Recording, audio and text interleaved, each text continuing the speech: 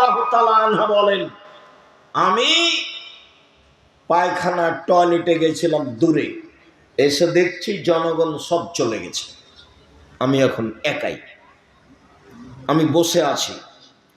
সাফওয়ান ইবনে মুআত্তাল আমাকে দূর থেকে দেখে বুঝতে পেরেছেন। তিনি আমাকে দেখে চিনলেন কি করে? পর্দার আয়াত নাযিল হওয়ার আগে তিনি আমাকে দেখেছিলেন।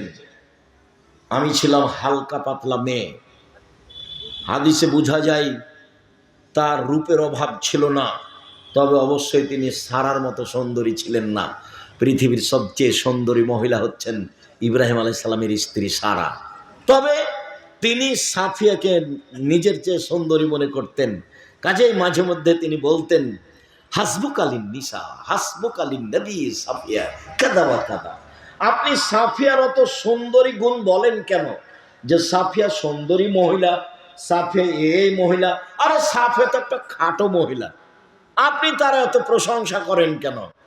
এইটা আয়েশা রাদিয়াল্লাহু তাআলা বলেন এবং বুঝতে পারতেন যে সাফিয়ার কিছুটা সুন্দরী গুণ আমার চেয়ে বেশি আছে, এটা তিনি আঁচ করতেন।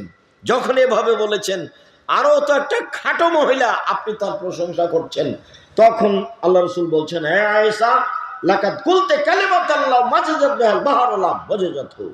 আয়েশা, তুমি যেই কথা বললে, এই কথা যদি সাগরে ফেলে দেওয়া হয় তাহলে সাগরের পানি ঘোলা হয়ে যাবে।